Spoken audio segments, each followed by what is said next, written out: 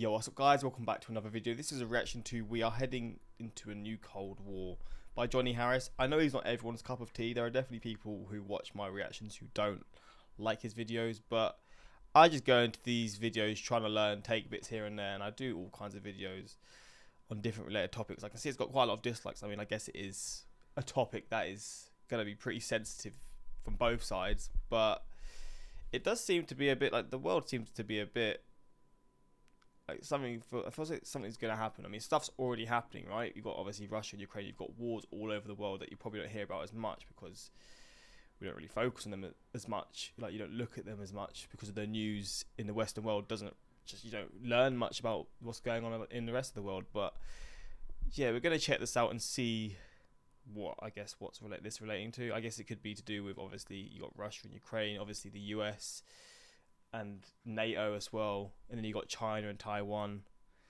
and it's just, yeah, there's a lot of different things happening, and obviously that would mean more of a world war if they were all happening at the same time. But the cold does a Cold War have to be between, this might sound really stupid, does it have to be between the US and Russia, or like the Soviet Union but Russia, or can it be between NATO and China, or NATO and Russia? Would that, I guess it still is the same, because even though the Cold War was between the Soviet Union and the USA, I guess it was involving other countries somewhat as well. But we're going to check this out and I guess learn about what's going on, and yeah, hopefully going to enjoy, or hopefully learn a lot from this. And if you don't enjoy this reaction, it's fair enough, but yeah, we're going to check this out. Links are also in the description to my Patreon, where you can find reactions to movies like Back to the Future, Black Hawk Down, all kinds of films that people suggest and I react to. And yeah, if you want to suggest me some films to watch, links are in the description to my Patreon where you can do that. And yeah, we're going to check this out. The world is changing, and it's changing fast. We're exiting a period of incredible growth and relative stability, where after the most destructive war in human history, the US rose to power as the global leader. The American people in their righteous might will win through to absolute victory. And as that leader, the US created new structures like NATO and the World Trade Organization. They established rules about trade, rules about economics, rules about justice, rules that they based on Western philosophical values, now being projected around the globe by a country with an astounding amount of alliances and military hardware. For a time, another great empire challenged that order, operating with a different set of rules, a different set of values and philosophies, trading with their own bloc and working with their own alliances. But it couldn't last. The collapse of the Soviet Union in the 90s left the US and their rich allies as the sole setters of the rules, the holders of the power. So the US doubled down, and their system of liberal values, democracy, and free trade spread and fortified throughout the world. But when you're the global leader, when you're the one who sets all the rules, you get to decide when you follow your own rules, and when you don't. Yep. Being the global superpower has turned more into being the global policeman. Over these last 75 years, the US has been known to violate the values, norms, and ideals that it built the whole global system off of, cozying up to strongman dictators, throwing out democratically elected governments, fueling regional wars, and generally trying to stamp out communism across the globe. And anyone who didn't want to play by America's rules was cast out as an insane pariah in need of regime change. The Iraqi regime has plotted to develop anthrax and nerve gas and nuclear weapons for over a decade. And yet, despite this double game the US has played, this system has been a part of the most peaceful period of human history. Major empires don't fight each other like they used to. And a major reason is because they came to understand that getting in line with... God, it really did change. Like from the 90s onwards, it really did change. I mean, even from the 50s onwards, like you got obviously near the end of the world wars, and then it's just dropped to this. Oh my days. The American-led system would mean economic opportunity and growth. It wasn't worth a war. Fighting against this system often meant destruction and losing deals for all sides. This peace was also helped by the existence of the most powerful weapons ever invented, which great powers didn't dare use on each other. The American-led system has meant stability and an incredible amount of trade, leading to a dramatic reduction in global poverty. But that era is coming to an end. Hey, it's me, not in the VO booth here on camera, so I can just tell you. Getting his money? What's it for? Doing that, not just here on the channel, but we just launched a new channel called Search Party with my I actually saw a video from this channel. It was really good. It was on the Premier League, football or soccer. What's his ad for? I want to see him get when you the name you have to use to search up to get the discount. premium content that you can't get anywhere else. Like, I've been watching this excellent series lately by Real Engineering. Oh, it'll be further down. There we go. So if you want to get a discount on Nebula, You get a discount if you go to nebula.tv/Johnny Harris. And once again, if you do that, a portion of your subscription every month or your yearly subscription goes directly to fund our journalism projects. So please consider subscribing if that is interesting to you. You can try it out, cancel anytime. For those who sign up, I will see you a week early and ad-free on all of my videos. And for the rest of you, let's dive back into the globe. In part thanks to Getting the his US-led money. order, China, which until recently was the most populous country on Earth, has risen to become the second largest economy and world's largest military based on active forces. And more, China sees the US as an unfair policeman of the global order, only holding to the rules that benefit them. And this projection of values and philosophies from the West to the leaders in China, this looks a lot like the modern-day version of colonialism. They see this hypocritical American empire, drunk on power that they've had since 1945, an America that is increasingly defensive because it's in decline, with its broken politics, divided people, and a complacency with their spot at the top. So China is building a competing system. In March 2023, China's leader Xi Jinping announced his Global Civilization Initiative, where he stated that countries must, quote, refrain from imposing their own values or models on others, and refrain from stoking ideological confrontation. So instead of... but they've just literally pretty much just said to the US, we're gonna go head to head with you pretty much. The hypocritical colonialism of the US imposing their human rights and democracy around the world, his system would be transactional, stripping away the veil of what he views as a hypocritical, rules-based order that is built to basically benefit one group. The Chinese system would be built on common interests, beneficial deals, and opportunistic alliances, not purported philosophical values. And unlike decades past, China now has the military and the money to make it happen, to ignore the rules of the global superpower and to make their own, to engage with the world in a different way, to pursue Chinese interests outside of the system. And so now you see a competition between these two great powers that have become deeply economically entwined over the last 50 years. I have a quick question. When the first Cold War happened, throughout the world, what were the opinions on who was the actual powerhouse at that point? Were people thinking the US was, or because now obviously in hindsight the US won and obviously the Soviet Union failed or the USSR failed, was that, and I look at it and I'm like, oh yeah, the US, and it wasn't really a comparison. Obviously it was because they were powerful, right? But that's in hindsight. Looking if you're someone who grew up around this era, the Cold War era, what were the opinions? If you're from the US, obviously, I guess you'd be told more so that the US is more powerful, maybe because it's true, or you know what. But if you're not from the US, what was it like? What were the opinions on who was the more powerful country and all these things? Because I think now it seems like it's more balanced, but again, it could be in hindsight.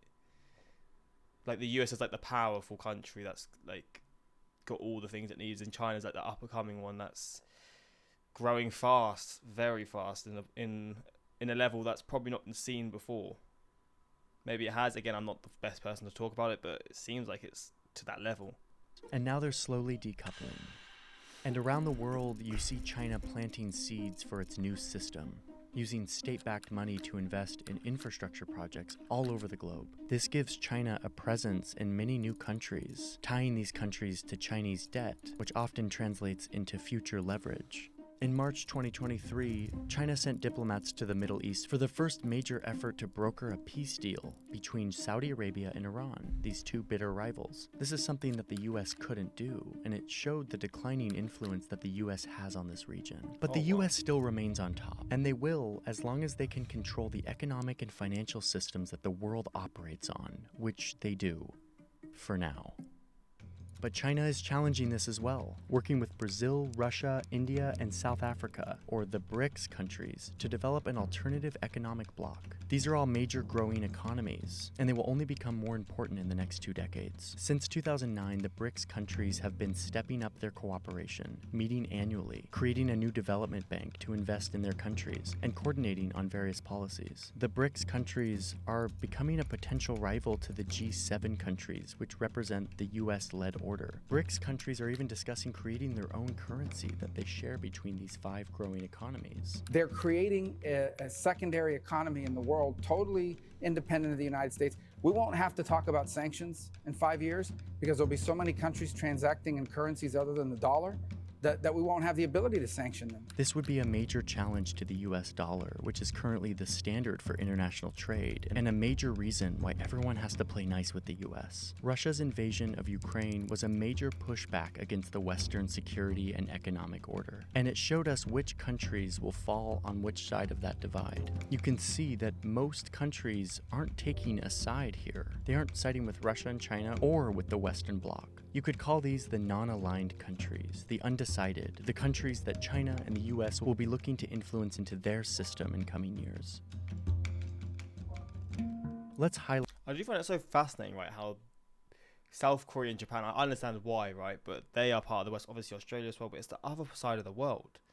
Then you got like the in-between here, and then the European side, and then obviously you got North America as well. Highlight the 25 largest economies among these non-aligned countries, at least according to the Economist Intelligence Unit. These are the economies that the US is working to keep on their side, to keep in their system, and that China is trying to woo to join their new transactional system. But this Cold War is different than the last one, the one where the USA and the Soviet Union forced countries to deeply choose a side based on ideological convictions about capitalism versus communism. This new rising Cold War could be much less black and white. Instead, in this much more globalized and interconnected world, non-aligned countries will exploit this bidding war between the superpowers to get them the best trade and security deals possible. Like in Brazil, where this is already happening. Brazil is a massive country who is a super close ally with the United States, and yet they're a part of the... Wow. So they're close allies with the US, but then they're part of the BRICS.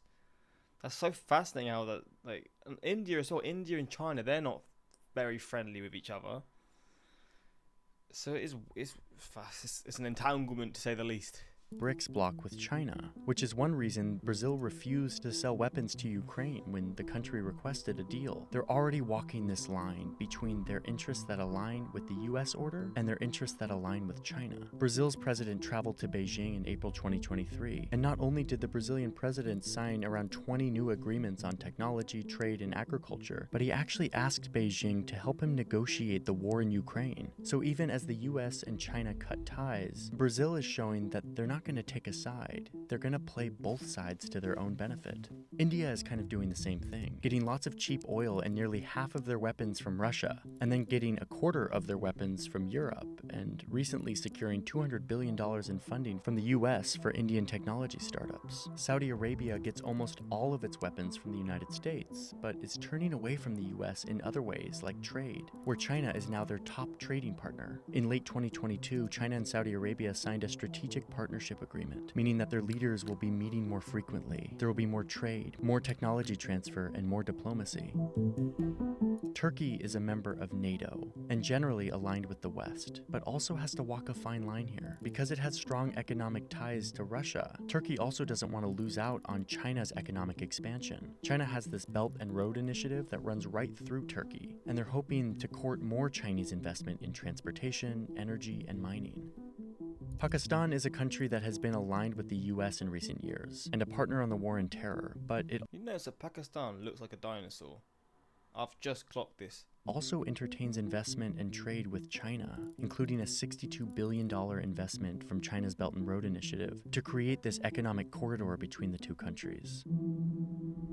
The continent of Africa is full of mostly non-aligned countries. So they're countries that are probably both sides are trying to get an influence on. Obviously, China's had an influence in like, the infrastructure and all that sort of stuff, but I guess this is where both countries are going to focus on possibly. Where China has been busy giving huge loans and building bridges, ports, mines, and railways, all with the goal of tying these countries to the future Chinese way of doing things. And China is expanding trade here too, trading $254 billion with Africa in 2021, while the US only traded $44 billion, a sixth the amount of China. China's investment has been swift and effective here and all over the globe in garnering new friends and allies, laying the foundation for their competing world order. But the US isn't just going to sit back and let this happen. They're already responding. Big names like Kamala Harris, the vice president, or Janet Yellen, the head of the Federal Reserve, Antony Blinken, the Secretary of State, have all visited Africa in 2023. President Biden went to Saudi Arabia last year, despite calling the country a, quote, pariah state on the campaign trail. He was there to try to claw back some influence that was being taken by China. And then, of course, the US is hitting China straight on, cutting them off from Western technology to hamper their economic and military progress. The US and its allies in Asia are also encircling China with their military in the Pacific, sending billions of dollars of weapons and infrastructure into China's backyard. So, it looks like we're in the early days of a new multipolar world, a competition between a great superpower and a rising superpower that wants to lead a new system based on different values. The result is likely the undoing of a lot of the globalization and interconnectedness that has developed in the last 70 years. And for now, I think what we'll see is countries won't be choosing a side hastily. Instead, they'll play both of these great powers off of each other to get the best deal for their country. I'm not sure how long they'll be able to do this as tensions rise and the pressure mounts to choose a side. But for now, what's clear is that we're moving into uncharted waters. Well, there we go. It's looking rough. As a Burmese fan, I really want you to present how terrible the situation in Myanmar is. Even few words are enough. I don't know what's happening. Crazy how humanity is fighting constantly, and this is the best time, the best era of humanity in terms of, I guess, war and stuff. Maybe not the best, but it's up there. The conversation deserves a lot more than 10 minutes. Yeah. I mean, I learned a lot here, and it seemed like there's a storm brewing. But yeah, hopefully you found this interesting. Let me know your thoughts if you agree with certain things. Maybe he said some things wrong that you know more about or whatever. But I found this a pretty informative video, and yeah, it's looking like something could happen soon. I mean, you've got what's happening with obviously China and Taiwan, which is a video here. I've got to do this reaction really soon because I haven't done it yet. But let me know your thoughts, and until next time, peace.